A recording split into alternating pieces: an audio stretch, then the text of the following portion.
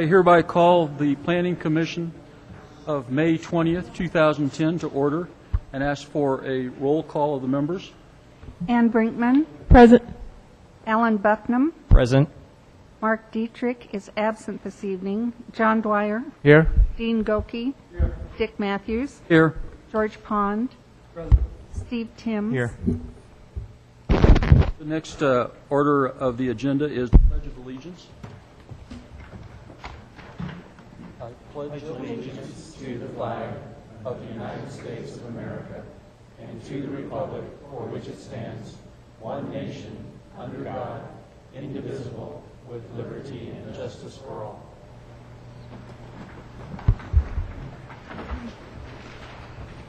A motion to approve the order of the agenda is in order.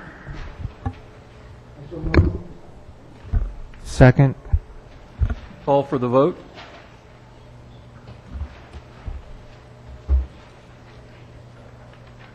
Okay, I think I turned the voting machine on a little late. I don't have Mr. Goki's vote. Sorry, that was my fault, Dean. And that motion passes unanimously. The next item on the agenda is the approval of the minutes, and I think that there were some blanks that we need to fill in before we fill those out. And I have to apologize for that. I wasn't doing all the jobs I had been assigned last week, or last meeting, so I do apologize.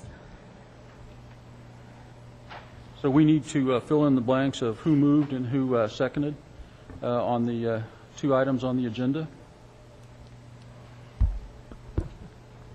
I think I seconded both of them.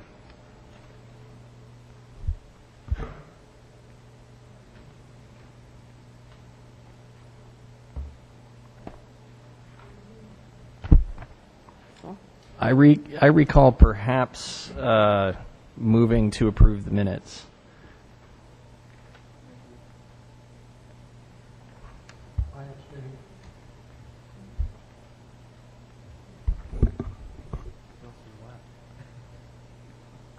I could say I did one of them.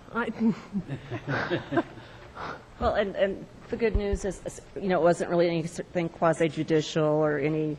So put me down as one. Okay. Put her down as the other one. Yeah. I believe it was Commissioner Goki that moved to adjourn, though. Yes. Yes. Who was it that seconded that? That was me too.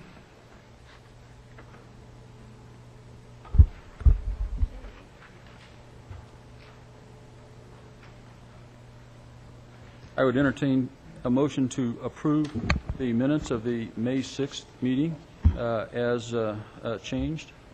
I move to approve the minutes of May 6th as amended. Call for the vote.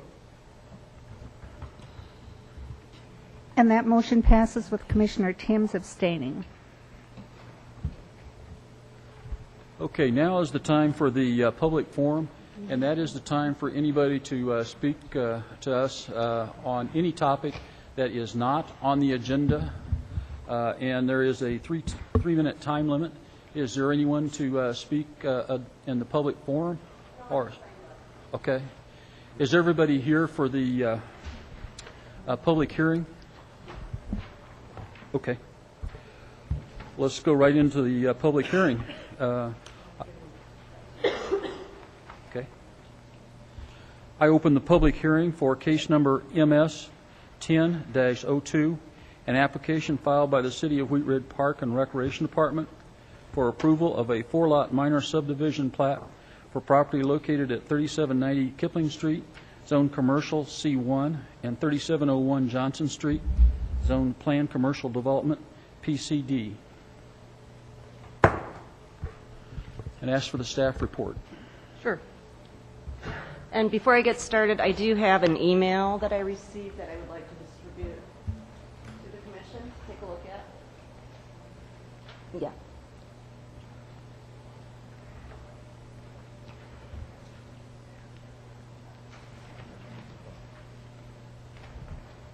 So I'll give you a minute to. And I also neglected that I need to call on Commissioner Pond. disclosure. Thank you. I just wanted to disclose that prior to serving on the Planning Commission, I did serve on the Parks and Rec Commission, and on a couple of occasions did hear reports related to the development of this property. But you feel that you can be fair and impartial? Yes. Good, okay. Yes. I also will disclose, while sitting on City Council, I heard numerous hearings of this particular site and voted on many particular issues, but I can be totally impartial as to this one. Okay. Okay. Okay. Good evening, Commissioners. For the record, Meredith Reckert, Wheat Ridge Community Development Department. This is case number MS 10-02, which is a request for approval of a 4-lot subdivision on property zone planned commercial development at 3701 Johnson and property zone C1 at 3790 Kipling. The purpose of the request is to allow for conveyance of a portion of the city-owned property to an adjacent commercial property owner. I would like to enter into the record the subdivision regulations, zoning ordinance, case file, and packet materials, the contents of this digital presentation.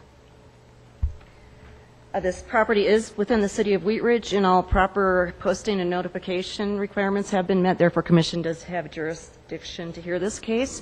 I would note that because this is a minor subdivision plat with no right-of-way dedication, that Planning Commission is the final authority on this case. It will not go on to City Council. Okay. This is the property, as you can see, outlined in red. It's comprised of a little bit more than 8 acres and has street frontages with 38th Avenue on the north, Kipling on the west, 35th on the south, and Johnson on the east.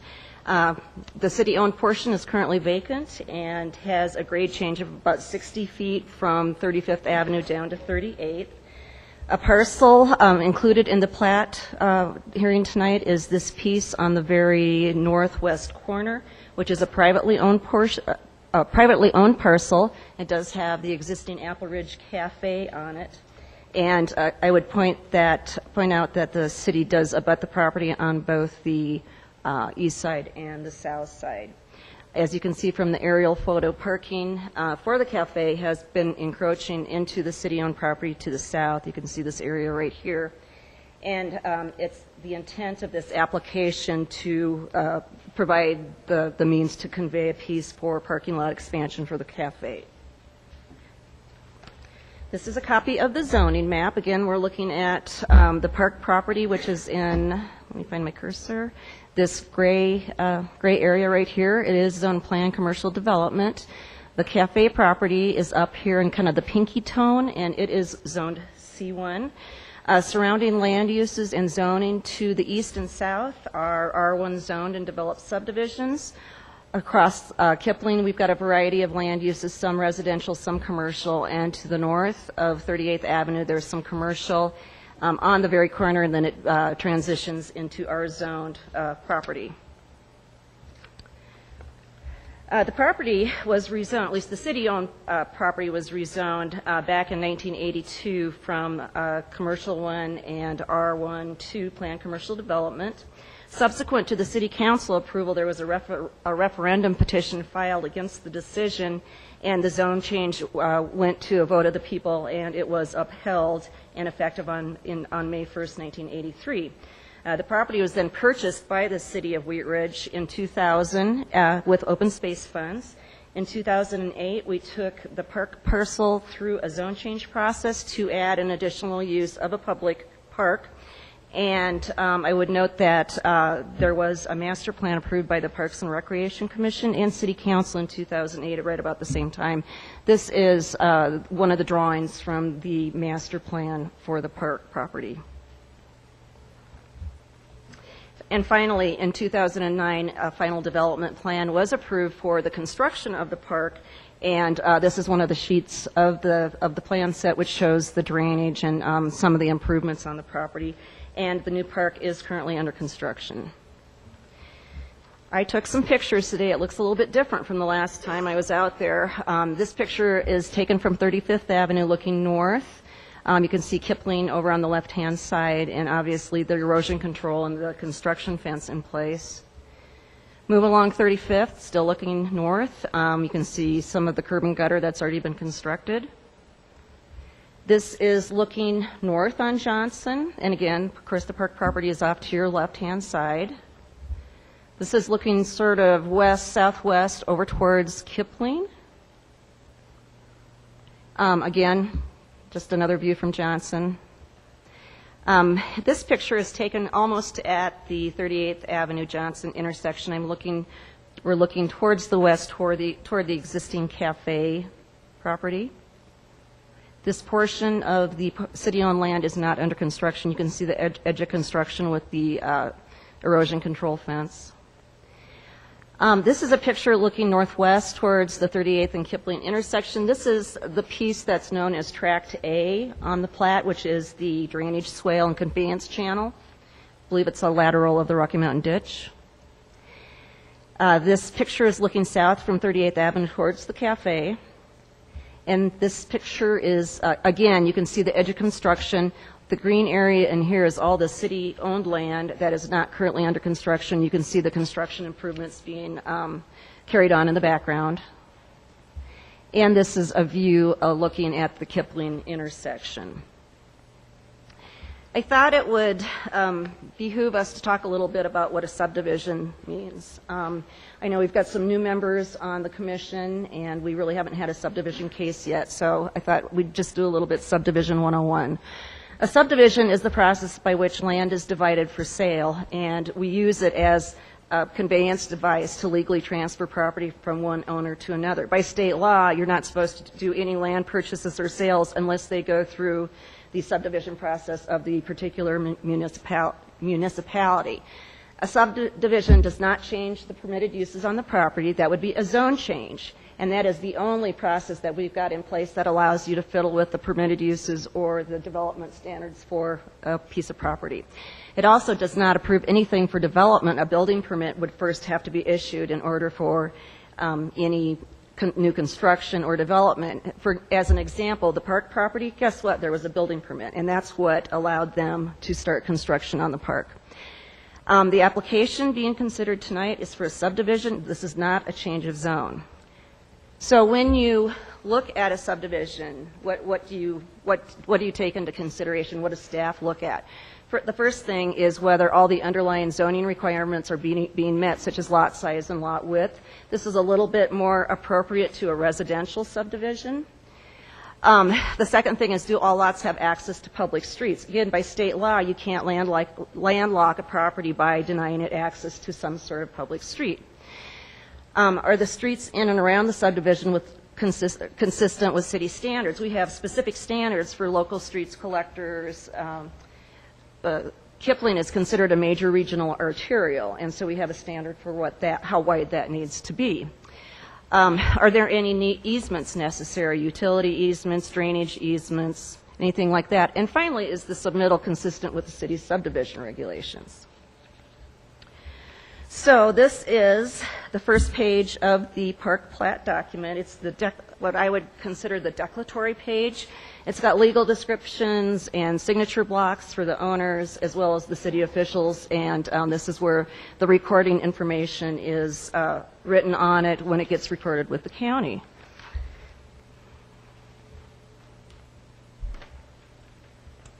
This is the second page of the plat document, and again, this is a request for a 4-lot minor subdivision. There are also 3 tracts being created by this document. Lot 1, which is the majority of the property, will encompass the new park land and be roughly 6.5 acres in size. Lot 2 is the existing property for the cafe parcel. Lot 3 is some of that vacant land we looked at, the green part when you looked at it where there was no construction occurring. And this is indicated as a future developable parcel, but there are no specific development proposals at this point.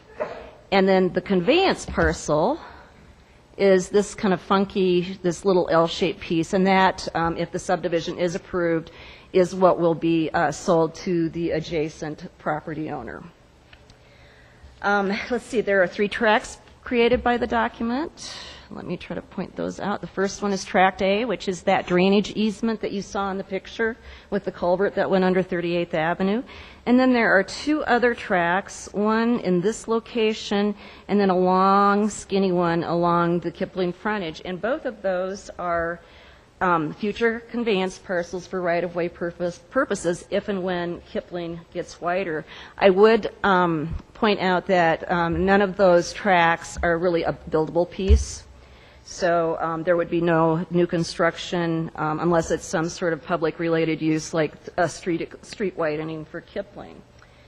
And because Kipling Street is CDOT right-of-way, the tracts are being reserved at this time for any sort of future expansion. Staff has noted that we would like to see a note regarding the use of tracts B and C on the front page. Tract A is already included, I believe, as note 11. In regard to the minimum lot sizes or widths that I just referenced when we were talking about subdivision 101, typically the commercial zone districts don't have any sort of minimum lot size or width standards, so that is not an issue. And staff concludes that the proposed subdivision is consistent with the subdivision regulations. I do have one typo that we need to correct, and that is on page 1. There is a notation indicating that lots 2 and I believe it's 3 cannot be sold as freestanding parcels. That would be these, let's see, these two parcels, and it really should be, let's see, make sure I get this right. It should be lot 2 and lot 4 need to be, cannot be sold separately. They need to be combined. Let's see, with regard to agency referrals, Consolidated Mutual has indicated they can serve the property with improvements. So has Westridge Sanitation. CDOT has no objection to the plat, and they have noted that the existing access to Kipling must be closed at some point during the park construction. Xcel Energy can serve the property, as can Wheat Ridge Fire. And finally, Public Works has reviewed and approved the plat, and again is requiring those future reservations for Kipling widening. And again, those are tracts B and C. Staff is recommending approval of the subdivision for the following reasons. All the requirements of the subdivision regulations have been met, and that the plat will facilitate the sale of Lot 4 to the owner of Lot 2 for parking lot expansion. We have two conditions we've added on. One, that a note be included explaining the function of tracts B and C, which are, again, those reservation areas for Kipling widening. And finally, that the note on page 1 be corrected to read that lots 2 and 4 may not be conveyed separately. And that concludes the staff report. Are there questions I could answer at this time? Dean? More curiosity question. On lot, well, it would be Tract A, Yes. where they have that Rocky Mountain has their, that can be culverted and covered over and used as a traffic area, can't it, in the future? Possibly. It's just not very big. It's about 1/10 of an acre, so it's questionable whether there is any practical use for it, but certainly the entire thing could be channelized. Thank you. Hi, Meredith. Hi, Ann. Can you explain what happens when you do something with land that you receive from open space and you do not use it for the use that it was originally intended? Since that is really not my area of expertise, I will probably defer to Joyce Manwaring, who is the I'll Parks wait. and Rec Director. I can wait for that. Okay. Will Joyce also answer the questions about, are we getting, is the city getting a reasonable price for the land? Joyce? Joyce and I believe Tim Peranto also has some knowledge of the negotiations. Okay, then I'll wait. Thank you. Tim? Good evening. I just have a question, please, regarding proposed lots 2 and 4. Okay. So, in my opinion, it's a little bit messy, right, just to have 2 lots for one user like that. If the cafe wanted to expand and build a improved parking lot on the new lot 4, first of all, they wouldn't be able to use lot 4 for parking currently? I mean, Right, legally, and that's a really good question. I think where you're going with that is before they could go ahead and expand and actually do some construction, they'd have to consolidate to make it one lot. In this case, they would have to rezone as well, right? Since you have Lot 2 is currently Zone C1 and Lot 4 is currently Zone PCD. You know what? It would be a rezone, right? When we went through the zoning on the property back in 2008, there were allowances made on all this area right in here that they could be used commercially following the RC zone district regulations, and that would allow. We have a lot of split zone parcels in the city. So your professional opinion would be a rezoning application would not be needed, but a consolidation plat perhaps would probably be needed I would believe so.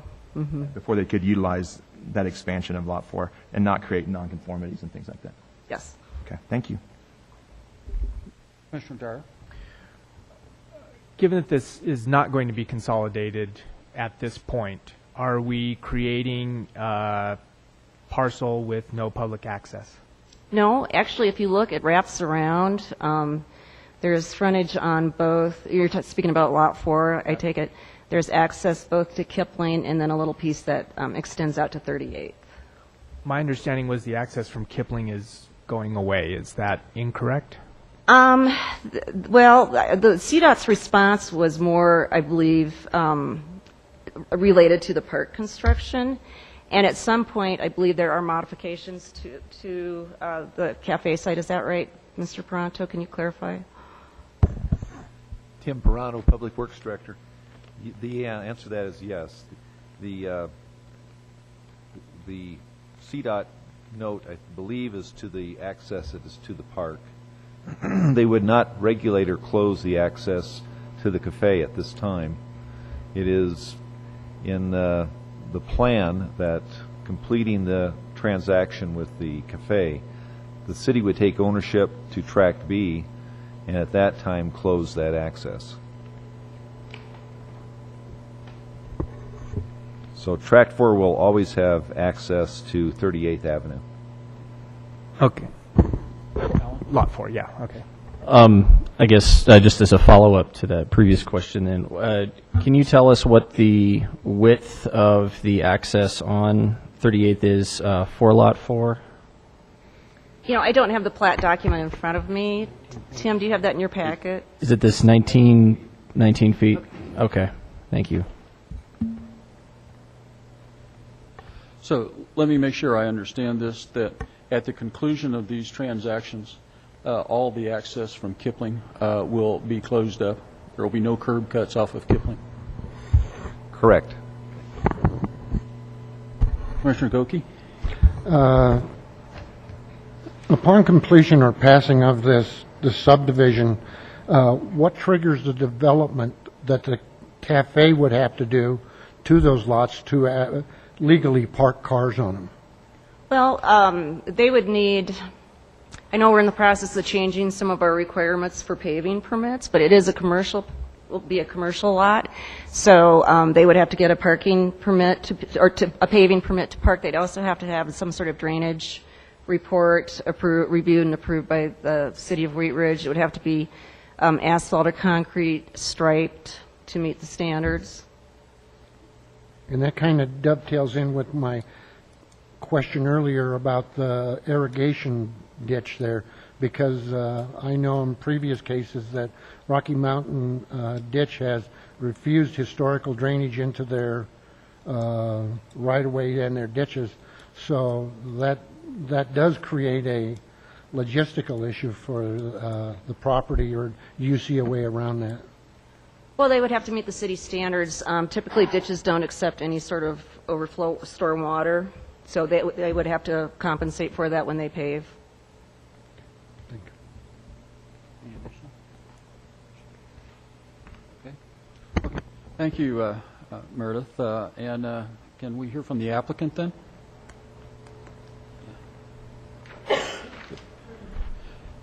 If you can state your name and spell your last name for the record.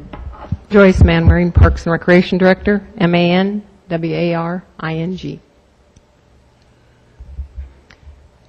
Can I answer any questions, or? I have nothing really to add other than the intent of the subdivision is to find closure to support the small business on the corner, since they've been parking on park property now, and even private property prior to the acquisition of that parcel as park property. I realize it is contingent on funding and other approvals, but what is the park's intention in regards to parcel B? The intention for parcel B is to leave it as undeveloped parkland and to provide future flexibility for either lot consolidation with Apple Ridge Cafe, or it'll remain as is, undeveloped parkland. Any other, Ann? Hi, Joyce. Hi, Ann. Could you explain to the commission and also to the people in the room what happens when somebody uses or disposes of land that was purchased with open space funds? Somebody being the city? Yeah, or anybody, but it's the city in this case, yes. When this, the City of Wheat Ridge Charter requires that there be an 8-0 vote to dispose of parkland.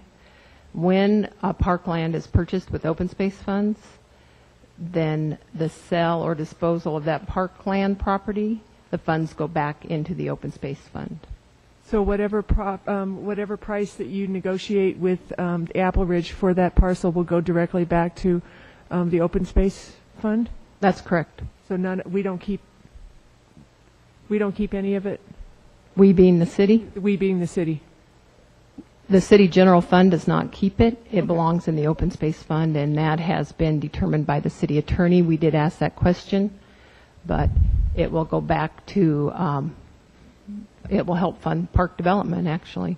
Okay. Oh, so we don't give it back to Jeffco open space funds. We keep it, and we keep it for future use.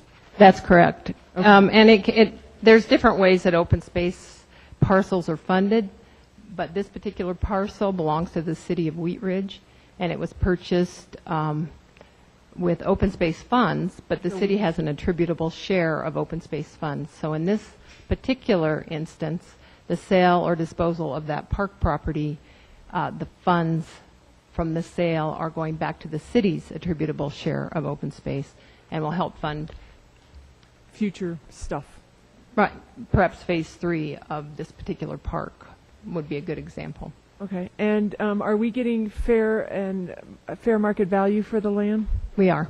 Okay. Thank you. Any other questions? Dean? How is fair market value determined?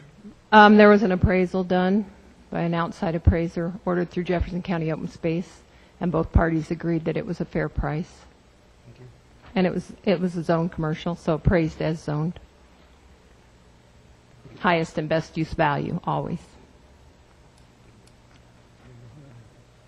Okay, my one question is, you obviously have already gotten authority to sell Lot 4. Have you also got authority to sell Lot 3? No. So in order to sell Lot 3 would require an 8-0 vote of council again? Correct. Okay. Okay. Just wanted to make sure that was, yes. Alan? One question just as a follow-up to that. So at the moment, the area that comprises Lot 3 is going to remain undeveloped? That's correct. Okay, thank you. Yeah, no other questions? Nope. Okay, we can continue the public hearing with the public input. And to save some time, if I can get everybody that plans to testify on this to stand and swear to that your testimony will be truthful, and then we can start taking testimony. Does anybody plan on testifying? Can I ask a question? No. Sure. By testifying, you mean get up and ask questions? Yes. Well, not ask questions, give us testimony. Yeah, they can ask questions. Oh, okay. Do you swear that the testimony you're going to give is truthful? Okay, say I do. Okay.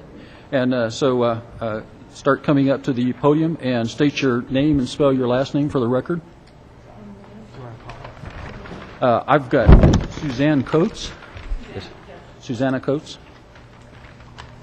My name is Susanna Coates, Coates, and I'm speaking on behalf of the neighborhood surrounding the park.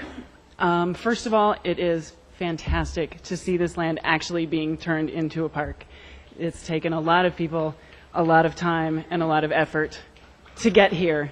And I really appreciate it, and I know that the neighborhood does as well.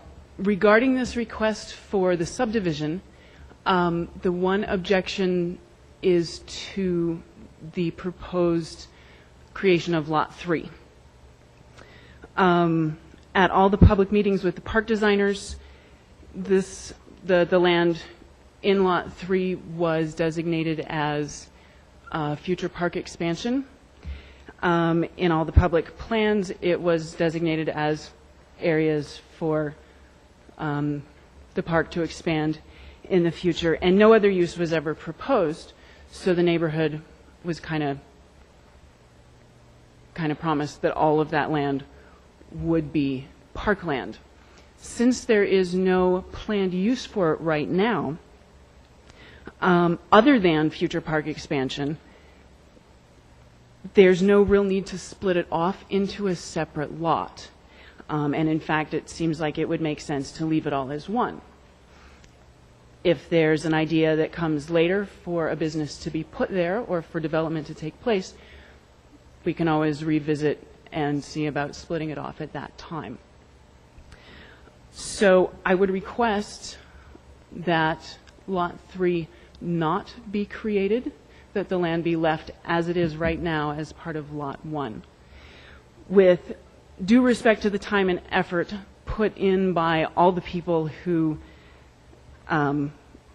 were involved in the creation of this park, and with giving respect to the importance of parkland and open space to the community, please allow this to remain as parkland and don't let it be taken away from us having gone through all the work of getting it. Thank you. Okay, thank you. Dalman Larson? Delman Larson, last name Larson. I'm the one that... and you've already had your email admitted to the record? The email's in the record, and the email may speak for itself.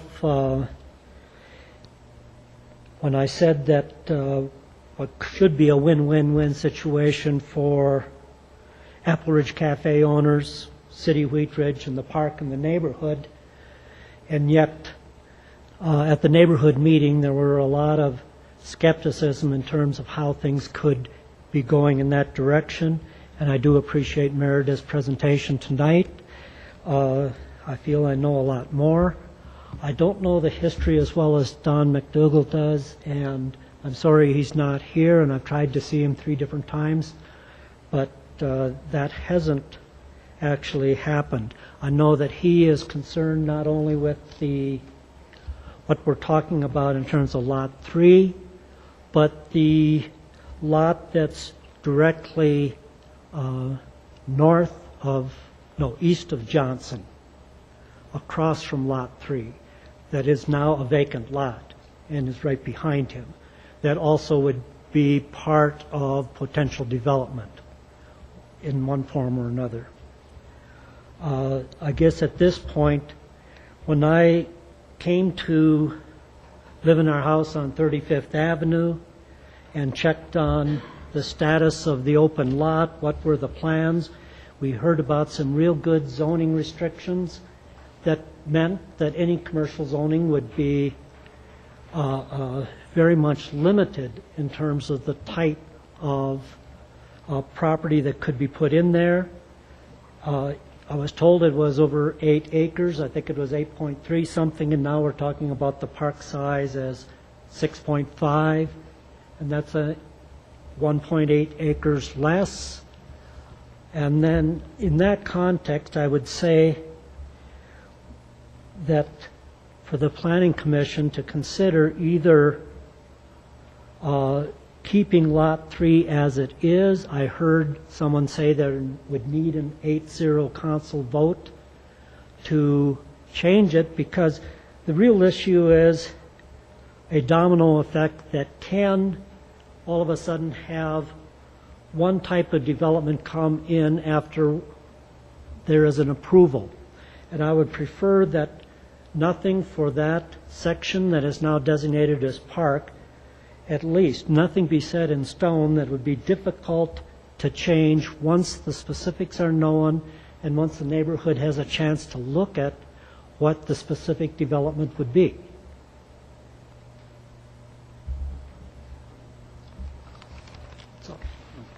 Okay, thank you.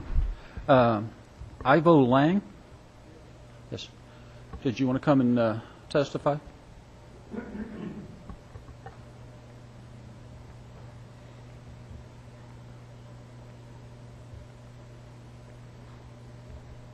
My name is Ivo Lang, spelled L-A-N-G-E, and we lived in a house in the opposite corner of the whole neighborhood. Our house is right next to the stairs which are coming down from Wheat Ridge High School. That neighborhood was suffering for many years from the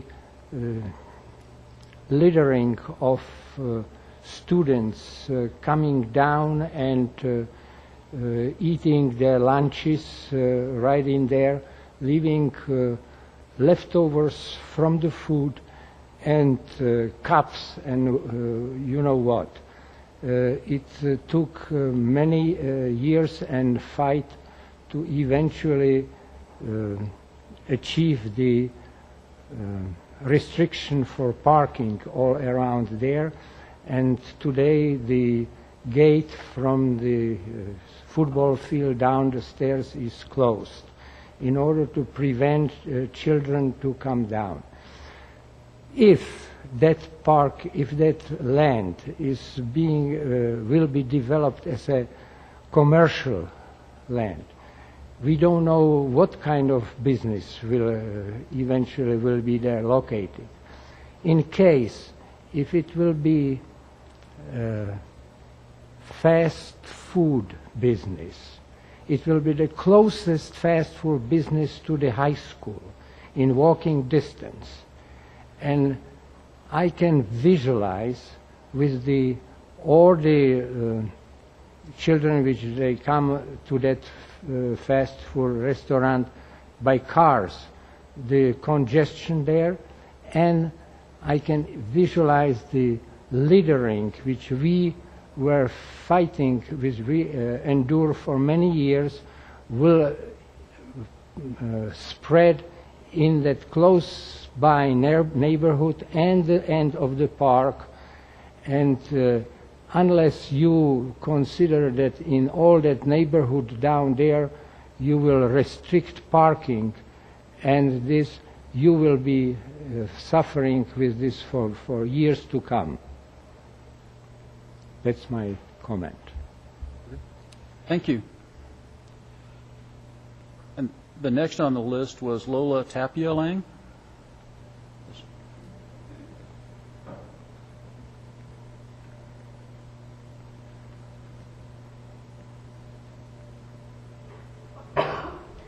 Actually, Lola is a nickname, is Dolores Tapia Lang. Oh, okay. And I am the wife of Ivo Lang. So I can't hear a word she's saying. I'm a midget. So I have a similar concern because we've been living there for I have been living there for 25 years. And but the major concern was that we thought that the park, the whole area that is under, I think, the lot that you put there, it was bought by Park and Recreation from the lottery money, and therefore we thought it would be developed for the park only. And now we just found out that part of that lot want to make it commercial. I completely disapprove it. If it can be changed, nothing else. Thank you. And I will have to comment that I walk right by your house 2 or 3 times a month, and the high school does litter in that area terribly, and you can see it when you start getting close to the high school, and it goes away the farther you get away from the high school. That's a real valid point. The next one up is Sue Waring.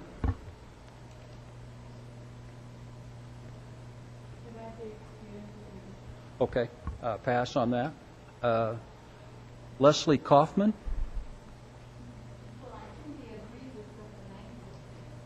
Okay. You can come up and just state that you agree with the previous speaker. That's fine, too.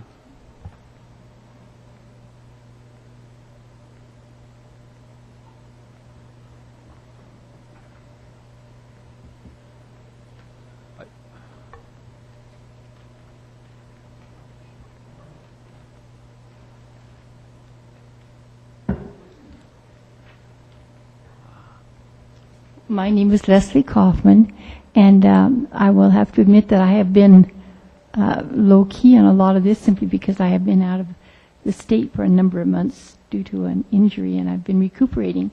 But I was very surprised when this information on the park was when I was informed of this. And like the rest of the neighborhood, I think it's very important that we save the park land for the park. Okay, thank you. The next name I frankly cannot read. Dora Cavey? Am I anywhere close?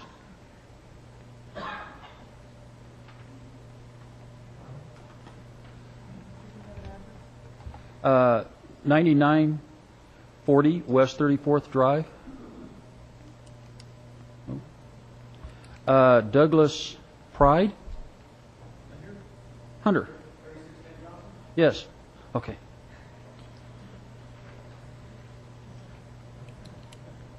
Sorry I butchered your name. I'm chicken scratched it. I apologize. I should have concentrated harder. Douglas Linder, Linder. I live at 3610 Johnson. So it's great the park is going on. I'm puzzled about a lot of things. I have more questions than answers. I understand what we're doing with Apple Ridge Cafe, the land and the parking. That's great. This lot 3 thing has me puzzled, and this parcel A with the corner there. I'm really puzzled about that whole dealing. I do understand that, and so when everything goes through, we're closing off the access to Apple Ridge Cafe off of Kipling. Is that correct? That's going to get closed. You can't enter the Apple Ridge Cafe off of Kipling. Go ahead. Yeah. Okay. Eventually. Okay, well, that's fine. We're coming off 38th. No issues. Now with this lot 3, it was bought with open space funds. So if it does get sold and approved, the person that buys it, that money goes back into the city's open space funds at a higher number. And the word that I was learned about was something called a reverter. Something about a reverter is a terminology. I talked with James Callahan at the Jeffco Open Space. So I'm a little fuzzy about that, but there is a way that once the money goes back in, Wheat Ridge, because it's commercial property, we get more money for it and buy open space with it, more open space. We're doing a good deal here, hey, but now we're going to put a commercial. Now the next thing that happens is the piece across on Johnson Street, that corner of 38th and Johnson there, that's owned by the same owner as the landowner of Apple Ridge Cafe. And they've tried to develop that before into multifamily units. Now suddenly across the street they have commercial development, so what's to stop them from trying to get it in there again? So I'm just questioning everything. So I would have to say, in conclusion, Lot 3 should stay with Lot 1. Doesn't have to be subdivided. If you want to do it in the future, that's fine. I'm just not sure why we need Lot 3. What does that do? The pieces around the Apple Ridge Cafe, I'm comfortable with. That's good. We don't need them parking in the park to walk across the grass to go have breakfast and come back or whatever. But this Lot 3 thing, I don't know. So I say leave it with Lot 1. Let the city have it. Don't Let it sit there, open space. Eventually, it could turn into a parking lot as the park suddenly becomes popular, money comes in or whatever. You make it into more parking. That's what I have to say. Thank you. Okay, thank you. Guy Stanfield? Yes. Oh, okay. Okay. Dennis and Cheryl Ritchie?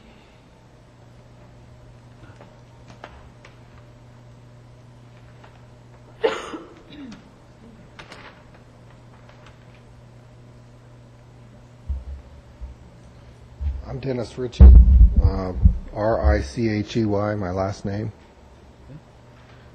We live right across the street, as close to lot number 3 as anybody in the neighborhood does. We already get the trash from everybody walking down to the corner store and buying their food and then walking up, and it gets thrown into the ditch that's right along Johnson Street. I haven't read the newspaper in Wheat Ridge to find out what this zoning change or this commercial property sale actually means. We were under the assumption that they were going to convert this whole park into 4 lots for commercial use, but apparently that's not the case. It looks like the 4 lots go right around Apple Ridge Cafe. It's the ones that we're talking about. And I have a question for that. So is the park still going in as a park? Okay. And these 4 lots are the ones that are on the north end of the whole property. So you have 4 lots down there. 3 of them abut to Apple Ridge Cafe, and the one is on the corner that has the ditch that runs through it. Is that correct? So, Those aren't 4 lots. okay. Those are 3 lots. Yeah. For all practical purposes, lots 2 and 4 are the same lot or will become the same lot eventually. So there will only be 3 lots and 2 along the north side. The entire southern side will be park that is currently under development. So the area that you guys would be selling off to Apple Ridge Cafe is on the south side of Apple Ridge Cafe. South and east. South and east.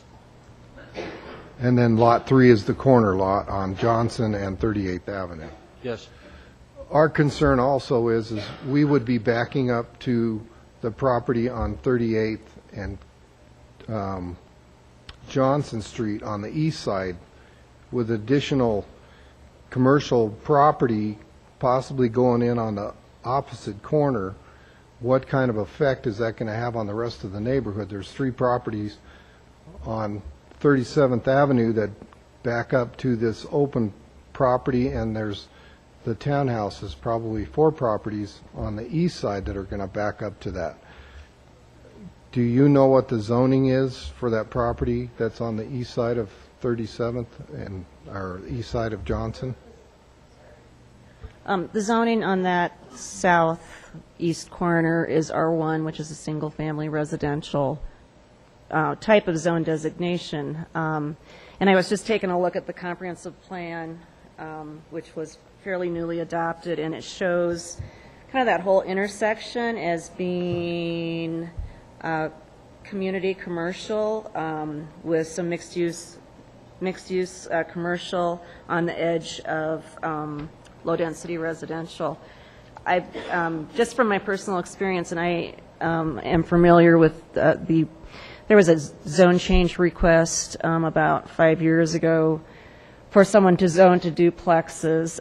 The property has some issues because of the grade change, and there's a ditch at the bottom of it. The neighborhood was not in support, but quite honestly, 38th Avenue is an arterial, and most people are hesitant to buy a single-family home with a large lot on an arterial. So at some point, if someone comes in for a zone change, that will be something we look at, is the criteria and the adjacent land uses. Well, the big concern that they had when we were here for the meeting about that property being turned into duplex units was that they needed a certain footage along Johnson Street to even have access in there, and they didn't have that. Does this property have the length that they need to have access in there if they were going to put a commercial building in there? Are you speaking about the... Lot 3. Oh, lot 3? Yeah, it does have sufficient frontage. But, until we see some sort of design, it's really hard to say. Again, if you look at the way the zoning was approved, it showed that as a future expansion area, a potential future expansion area. It also showed it as being commercial with the ability for some sort of development down the road or for sale to that adjacent property owner. But we have no specific development proposals in. Would that be Apple Ridge Cafe? I don't know. Okay. Pardon me? You might want to also clarify that this is already zoned PCD. Yeah, Lot 3 is, again, the whole thing where I talked about subdivision 101, the property is zoned commercial. That has not changed. So, You just allowed the park to be built on there because of the zoning variance that you gave it? I didn't give it anything. It went to city council. Okay. I don't give zoning. I make recommendations. City council wanted to reserve the opportunity if there were development that came along that they would have that option that it could be developed commercially. Thank you. I have nothing else. Okay, thank you. Is there anyone else out there? Okay, come on forward and state your name and spell your last name for the record.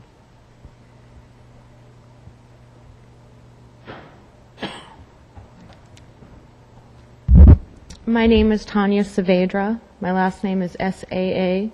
V as in Victor, E-D-R-A. I live on 35th and Independence Court. And first, Odarka, all our time spent and all of our neighbors spent in favor of this park. It almost feels like we were blindsided by this development. Next to Apple Ridge Cafe and, of course, across the street on Johnson. I agree with Ivo and Lola about the traffic from the high school. It is very hard to tolerate, the traffic, the disrespect, the littering. I'm a former Wheat Ridge High School graduate, and it's disappointing. We spent a lot of time discussing drainage and to the minute detail of this property. I think that we would all be in agreement that the parcel that is due east of Apple Ridge would be okay for parking. If we continue to say okay to commercial development there, as well as across the street from Johnson, which I believe is parcel 3, would just become a domino effect. It's not parcel 3. What is it? It's not part of this at all. Okay. Well, I believe it is, because if that becomes commercial, then it would domino into that. And even if it is multifamily, the congestion right there in that corner would be ridiculous. I think if we're going to discuss commercial development, which I'm all for Wheat Ridge, absolutely, tax dollars, keeping them in Wheat Ridge, is to develop across the street where the thrift store is, the Starbucks. That's already commercial, or and that would be a better money spent, so to speak, in the development. So I appreciate your time. Okay. Very much. Thank you. Thank you. Anyone else? Are there any questions of any of the applicants or public, Ann? No, not for public. Oh, okay. Questions for the staff? Okay. Meredith? So you are following, let me understand from that last statement that you made, you are following the will of the comprehensive plan as well as city council with regards to lot 3, which is currently zoned planned commercial development. We are not changing the zoning, but this was considered community commercial, and And Well, and again, the comprehensive plan is to be used as a general guide, and of course, anytime we look at something, there is some flexibility with how you apply the standards. Of course, if someone came in for a zone change, we would have to look at the zoning criteria and make an evaluation based on what's being proposed. But the zoning on Lot 3 is planned commercial development. City Council did reserve the right in public hearings to allow commercial uses on it. Okay, that's what I understood. Any other questions of staff? Alan? Yeah, so Meredith, I just want to clarify right now, everything that encompasses the proposed Lot 3, Lot 4, and Lot 1 are all planned commercial development. It's all zoned PCD. Except for the cafe lot, and that's straight C1. Yeah, that's Lot 2, but 3, 4, and 1 are all PCD. Okay. John? I should know this, Meredith. I apologize. PCD for what would be Lot 3 uses. Does that include fast food? I have the use chart right in front of me, and like I say, when they reserve the right to keep commercial there, is if something would be come in that made development sense, it reserved the right to have RC uses. Now, those are not our highest or most intensive commercial uses. It allows service, office, and it does allow some retail. A drive-through eating establishment, which would be your fast food, is a special use, so there would be another layer of review on top of it. I don't know if that answers your question, but it's kind of a middle-of-the-road commercial zone. Right. So straight off, a fast food place could not go in there. They'd have to go to apply to us and City Council to get a special use to put a fast food. That's correct. If it were, in fact, sold.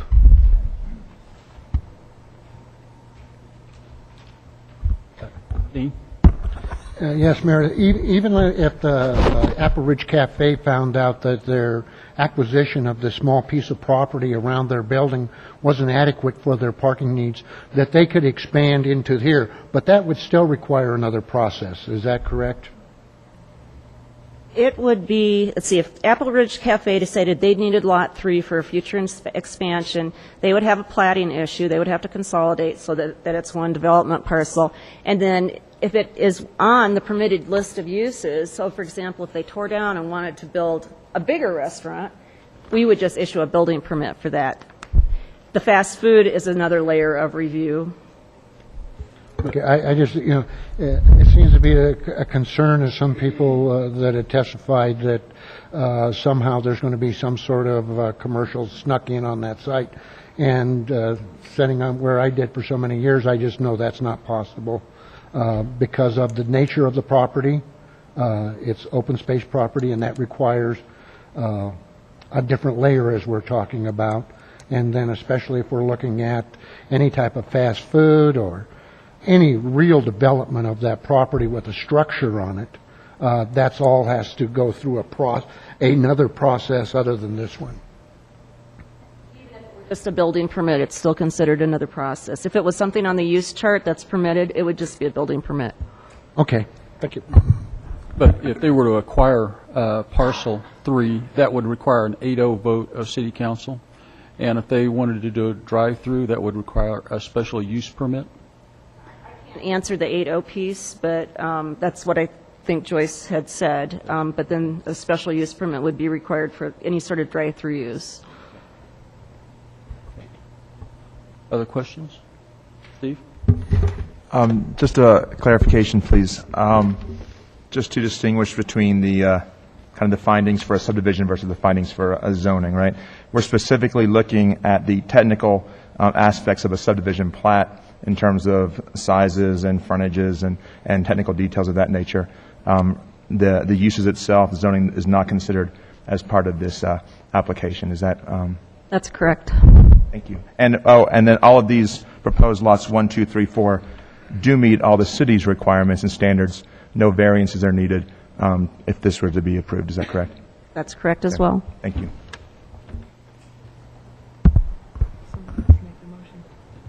Any other ones? Okay. I will close the public hearing, and now's the time for commission to discuss that before we entertain a motion. Any discussion?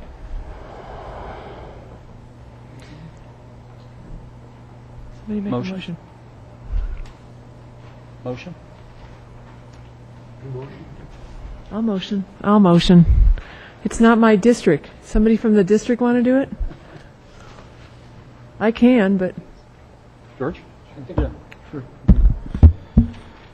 I move to approve case number MS-10-02, a request for approval of a 4-lot minor subdivision on property zone C1 located at 3790 Kipling Street and property zone PCD at 370 Johnson Street for the following reasons. 1, all requirements of Article 4 of the Zoning and Development Code have been met. 2, it will facilitate the sale of Lot 4 to the owner of Lot 2 for parking lot expansion with the following conditions. 1, a note be included on page 1 explaining that the function of tracks B and C are for future right-of-way purposes and specifying that they cannot be transferred to a third-party development purposes. And 2, that the note on page 1 indicates that Lot 2 and 4 not be sold separately. Second? Second. can I suggest a friendly amendment and to change the address to 3701 Johnson Street? You okay? You guys are okay? Okay. That's friendly? You haven't seen my friendly buddy. Do you accept that? Any discussion with the commission? Vote on the amendment. No, a friendly amendment. There's Friendly a amendment. It's friendly, yeah. It's a friendly amendment. If you guys both accept it, it's fine. I'm just correcting, he didn't say the whole address. Yeah. Yeah. Any discussion of the motion? Okay. I'll call for the vote then.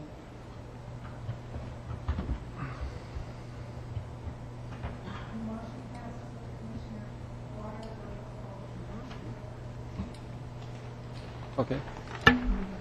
Thank you for everybody that showed up, and I understand your concerns, but what swayed me was I think the 8-0 vote in order to transfer that parcel 3 to anybody other than the city provides a sufficient level of safeguards for that neighborhood.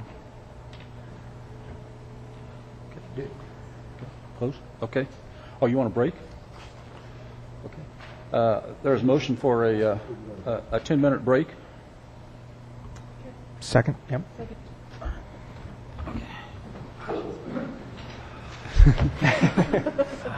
not fair. You can't do that.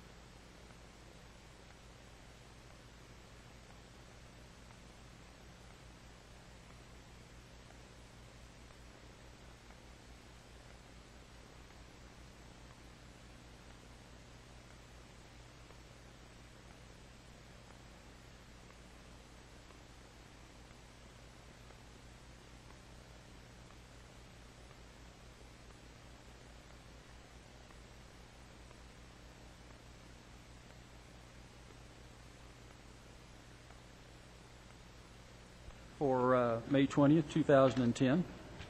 And we can move on the second case, case number WZ 10-03, an application filed by the Arvada Fire Protection District for approval of an amended outline development plan, specific ODP, to allow a fire station on property zone planned industrial development, PID, and located at 5250 Oak Street. Thank you. And for the record, Meredith Reckert, Wheat Ridge Community Development Department. Again, case number WZ 10-3, which is a request by the Arvada Fire Protection District for an approval of an amendment to a PID outline development plan. I'd like to enter into the record the case comprehensive plan, the zoning ordinance, the case file and pack materials, and the contents of this digital presentation. The property is located within the city of Wheat Ridge, and all posting and notification requirements have been met. Therefore, there is jurisdiction to hear this case. Okay, well, this is the site, which is outlined in red. It's got some interesting street configuration around it. Ridge Road runs along its southern boundary. Oak Street is on the west. We've got 53rd on the north. This piece is part of the drainage system for the three filings of the Skyline Estates, with Nelson Street beyond it. The property contains about just about 2.82 acres. And in order for the applicant to proceed to the next piece of their approval process, which is the final development plan and building permit, we had to go back and amend the outline plan so that it meets the requirements of a specific ODP as prescribed under Section 26-308C. A lot of this will seem redundant to some of you who have sat through this already. This is a copy of the zoning map. The site is shown in this purpley color. You can see that, again, it's an interesting lot configuration because we've got the city of Arvada directly to the west. We've got the city of Arvada to the north and then to the east as well. So this is kind of an enclave of Wheat Ridge that extends above Ridge Road. Zoning in the vicinity, the other pieces of Skyline Estates number 3 is zone planned residential development. Again, the southern piece, which is the subject of this zone change request, is PID, planned industrial. And to the south, we've got probably what I would consider the most industrial part of Wheat Ridge, with all that purple being, again, planned industrial. The property was originally comprised of about 17 acres and was rezoned and subdivided in 2003. The plat, which this area right in here encompasses the lots of the plat, showed 37 lots, which were zone planned residential development and approved for single-family residential construction. And then the remaining lot, which is this piece down along Ridge Road, received the PID zoning. This is a portion of the plat from the Skyline Estates. Again, we're looking at the subject parcel right here with Ridge Road along the south, 53rd up to the north, and Oak Street to the west. The plat, which contained the 17 acres, accommodated all of the street dedications in the filing for this subdivision.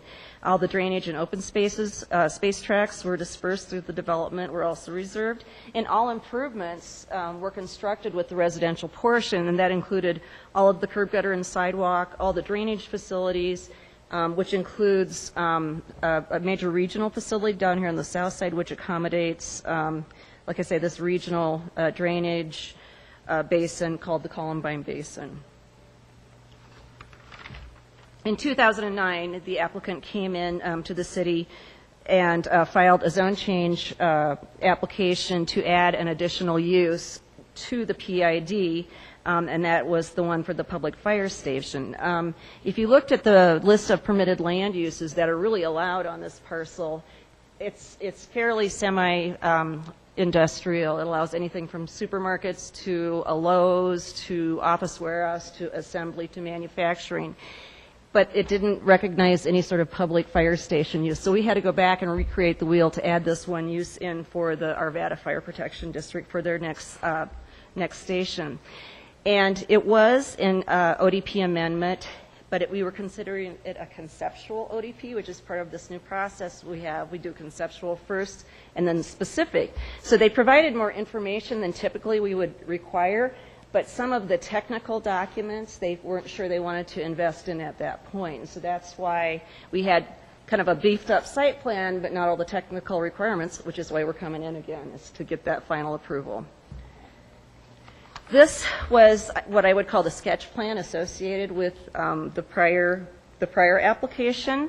Again, there were no other modifications to the plan development aside from adding the one use into the industrial portion. And I would note that Planning Commission reviewed the request on January 21st of 2010, recommended approval, and City Council also did approve the request in March of just this last year. So let's take a look at some slides of the property. Here we are, here I am, standing on Oak Street looking north. This side of Oak Street is Arvada, and the development site is over on the right-hand side. This is looking west on Ridge Road towards those existing public improvements. I'm standing again on Oak looking northeast at the residential portion of the subdivision that has already been developed. Looking southeast. Now if you look over at the right-hand side here, you can see some of these industrial operations we've got. There's some office warehouse you can see, and also the Rocky Mountain bottling plant. Looking east along 53rd, which is that street that runs along the northern perimeter of the property. Now I'm looking back the other way on 53rd. This is south on Nelson. Again, you can see the industrial development on the south side of Ridge Road. And then looking east along the improvements along Ridge Road, this conveyance channel right in here is the piece that accommodates that major drainage system called the Columbine Basin. Okay, the proposed plans that you've got in front of you tonight has 4 sheets. The first one, which is the title page, is what I call the declaration sheet. It really contains all the legal descriptions and signature blocks, sort of the technical requirements in order to have it recorded. Sort of the meat behind this application is page 2, which is their site plan. They also included the list of allowed uses along the left-hand side. And as I mentioned previously, since this is zoned industrial, it really allows a wider range of different types of commercial uses. And the ones I cite in the staff report are vet clinics, general retail, including furniture and grocery stores, and also light industrial uses such as offices and warehouse. And again, in 2009, we did amend the plan to allow public fire stations. As I indicated earlier, they provided more detail at the conceptual ODP. So this is really more of a refinement of that plan that they showed us before. Again, the structure is located kind of in the southern portion of the site. There is one-way circulation into the property from Oak Street, and so the way this would work is vehicles would enter the site here and come in through the overhead doors on the rear, and then exit out the front again onto Oak Street again. There is employee parking proposed off the north entrance and some public parking on the south side, and I would note that curb cut on the south side is large enough to accommodate that two-way traffic.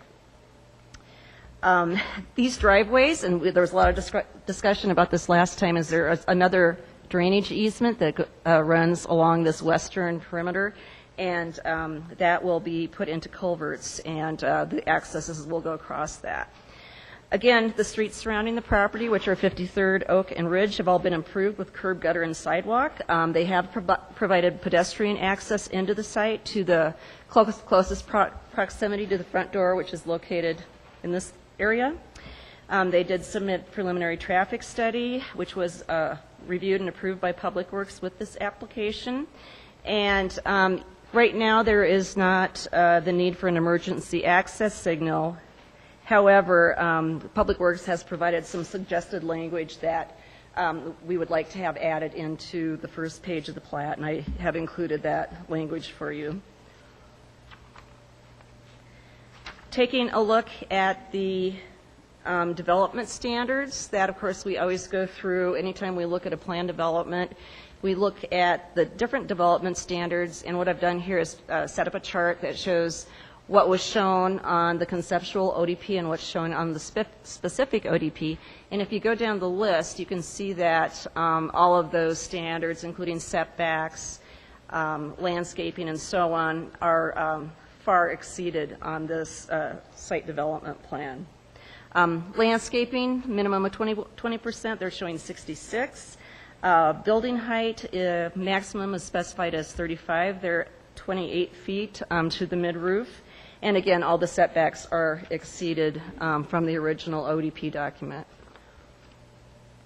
This is the third page of the plan set, which is the architectural elevation sheet. I did do an analysis based on our architectural and site design manual, and I do have the following conclusions: that they are providing an internal pedestrian connection from Oak Street to and around the structure, that a significant pedestrian entry feature for the main entrance has been provided.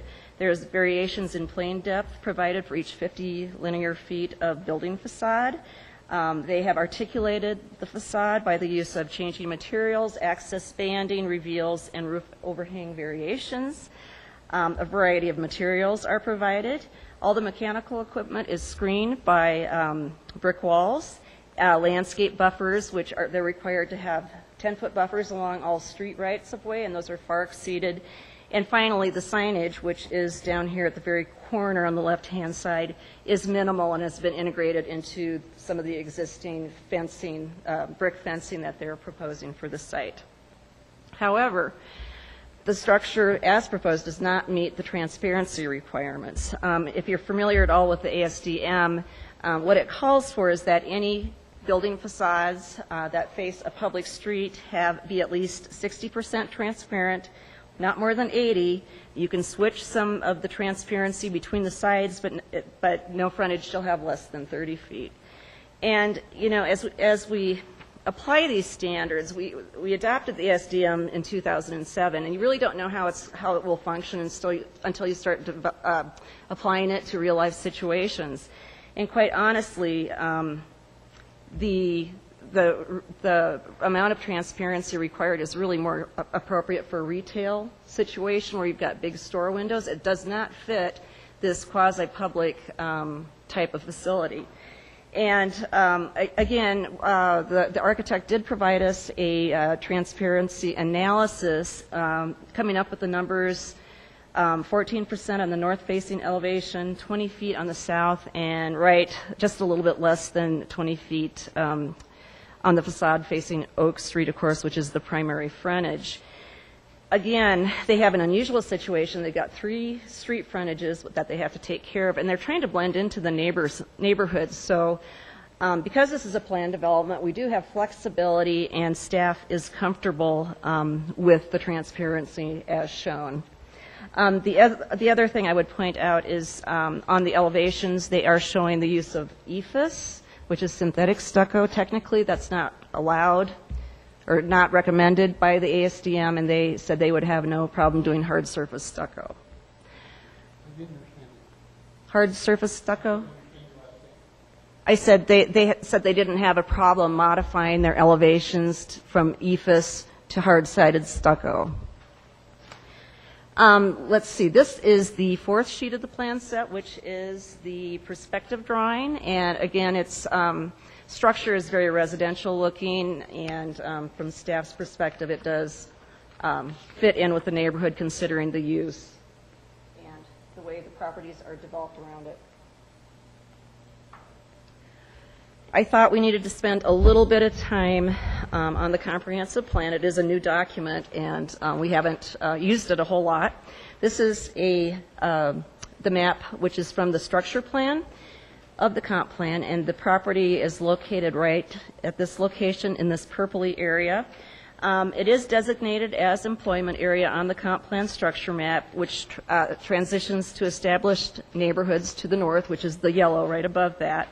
And the employment areas are described as existing light manufacturing, storage, warehouse, and other industrial-related uses.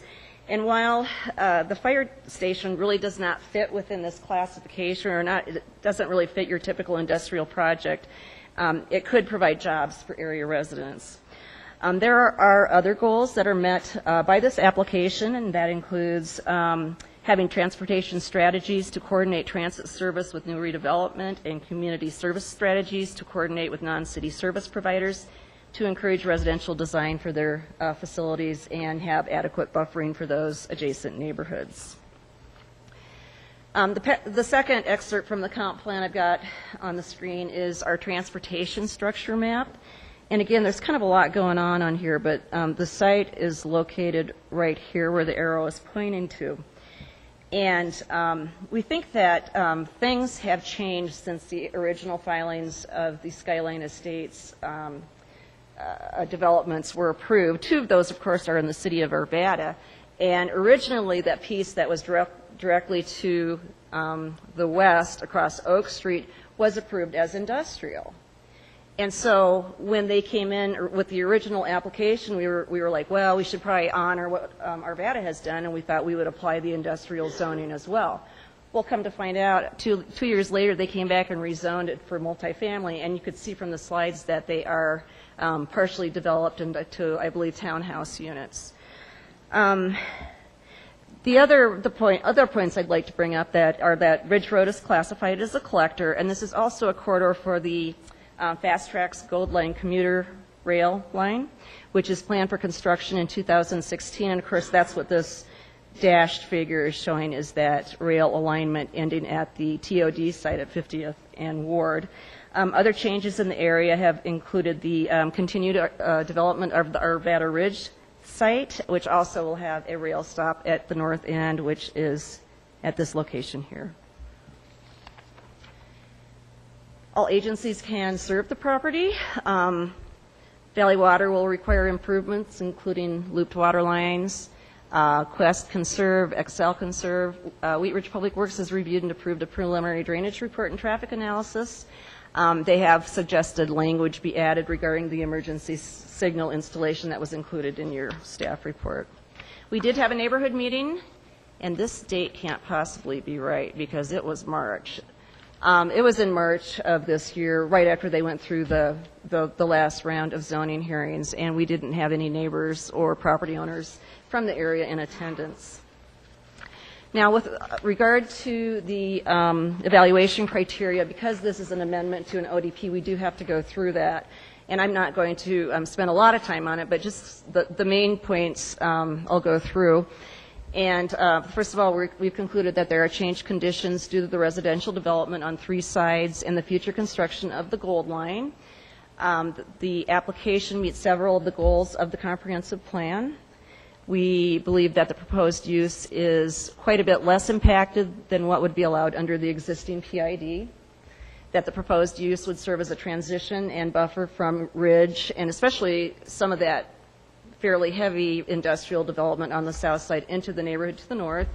All of the public infrastructure is in place, and that there will be a positive impact on health, safety, and welfare due to the better fire protection service from the Arvada Fire District. And finally, that the design is generally consistent with Architectural Site Design Manual, with the exception of the transparency, which we believe is justified for relief. So we are giving a recommendation of approval. We have 3 conditions. First of all, I would like the title of the document to be modified to be Amendment Number 2, that the Public Works language suggested in the staff report be added as a note. And finally, on the elevation sheet, the reference to EFS be changed to stucco. Boy, sorry about the typos. That does conclude the staff report. I'd be happy to answer questions at this point.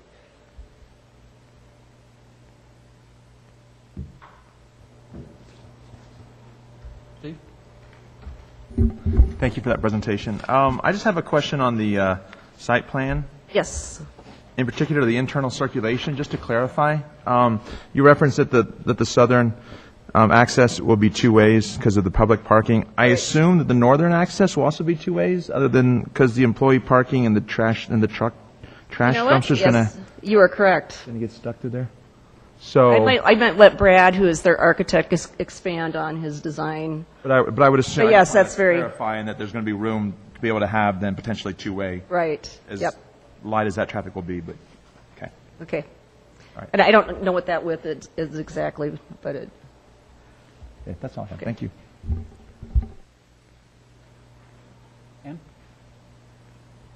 This is more a question on the architectural site design manual. Okay. The issues that came up with this case and possibly other issues, are you seeing that the architectural site design manual can be used as a guideline now? well, we actually think, this is on our list, isn't it, Sarah? We're actually thinking we need to go back and make some modifications. Clearly, the requirements that we were talking about tonight, the transparency does not fit this situation. It also doesn't apply very appropriately for industrial development. We're finding that out as we work with it. So that's going to be on our list of projects. Okay, thank you. I don't have anything else. Okay. Okay. That it? We want to hear from the applicant? No? Okay. We don't have to. We don't have to. Dean? Oh, Steve? We got at least one, yeah. Chad Hyatt. Okay. Steve? I have a question. When this proposal came to us before, I asked about the future timing and scheduling, the construction of this facility. Has that changed? I guess, obviously, you're proceeding forward now. Can we make the assumption then that you all are moving forward more rapidly with the future construction of this, if approved? Yeah, I don't know what the previous timeline was. But. My name is Brad Bonnet. I'm with Allred and Associates. The previous timeline is still remaining. It has not changed. Our office is pushing so that we can, by the time City Council, if we are so approved, that we can shortly come in thereafter with construction documents for permit review by the building department, and hopefully gain that permit so that construction can start in the fall of this year. Originally, when they came in, they were looking at it as a pretty far out project within 5 to 10 years. And then they did some creative financing and are able to get a better financing package, so they want to move forward with it as quickly as possible. Thank you. Dean? Generally speaking, the area is going to go through a huge transformation in the next 10 years. And population and height of buildings and different features like that are going to dramatically change throughout that area that you may be serving. Is this firehouse planned to deal without expansion to those needs? Yeah, this fire station has the room built into it. We've designed the fire station where it could serve 2 4-man companies, an engine and a truck company, 24/7, fully staffed. And that would be a larger setup than we have not only currently there at Station 2, which is over at 52nd Ward right now, but it's also larger than we have at any other Arvada firehouse right now. But your apparatus would be capable of handling a 7-story building or an 8-story building? Absolutely. 105-foot ladder truck can fit in here. We could definitely put a 48-foot ladder truck would fit in there just fine, along with any size fire apparatus. I was just concerned that maybe future needs would call for an expansion, but it sounds like you plan for the future quite well. Yeah, so. This is definitely a 50-year facility at the least. Okay, thank you. Any other questions? I would entertain a motion then.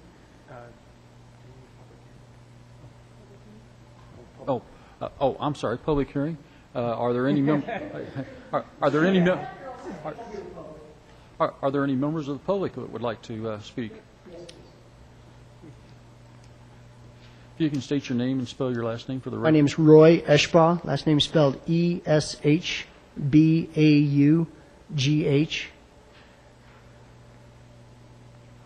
Okay, go ahead. essentially, I came here on behalf of about 20 neighbors that live in the area. I live in Skyline Estates. We're actually in the Arvada side. A lot of our houses back up to or right next to an oak/parfait transition that comes down through the Lutz and Stenger soccer fields and baseball fields. So our concern was the fire engines going up and down that street in the middle of the night, flipping on sirens. Most of us have kids that are 10 years and under. A lot of us have some newborns. I don't know what the timeline is, 2-3 years, I guess. Typical commercial property, is that for completion? Hopefully the construction would start this fall and be done. We'd be moved in by next spring. Okay, so we still have a lot of young kids there.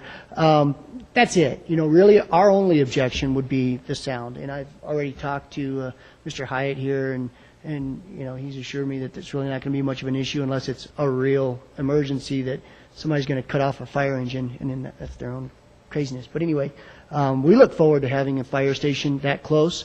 We love the response time, the improved emergency responsiveness, I guess.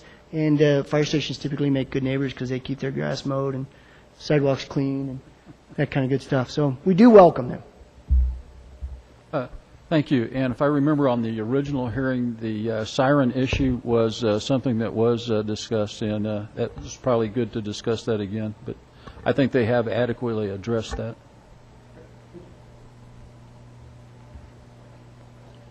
Okay. Now can we go to a motion? Okay. I'll make the motion. I move to recommend approval of case number WZ1003, a request for approval of an amendment to the outline development plan for Lot 1 of Block 4 of Skyline Estates Number 3 to meet the provisions for a specific ODP for construction of a fire station at 5250 Oak Street for the following reasons. Number one, it will allow AFPD to proceed to the administrative FDP stage and building permit. Number two, the proposed ODP amendment for a specific plan is consistent with the standards established on the underlying plan. Number three, the proposed use will provide a buffer and land use transition from the industrial uses on the south side of Ridge Road to the residential neighborhood to the north. Number four, the evaluation criteria support approval of the request with the following conditions. Number one, the title of the document be modified to be Amendment Number 2. Number two, Public Works suggested language be regarding an emergency signal be added to the plan. Number three, on the elevation sheet, the reference to AFIS, I believe that's EIFS, okay, be changed to stucco.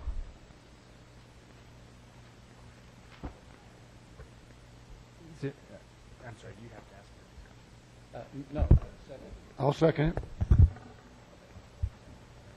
Okay, the motion is on for discussion. No discussion? Call for the vote then.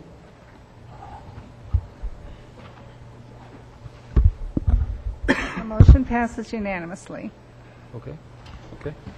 And the next order is basically a study session and an update on mixed use zoning update. And what I'd like to do is adjourn the meeting so that the cameras go off. And Sarah has agreed to get us out of here shortly after 9, but she's got some decisions for us to make. So I would entertain a motion to adjourn into a study session.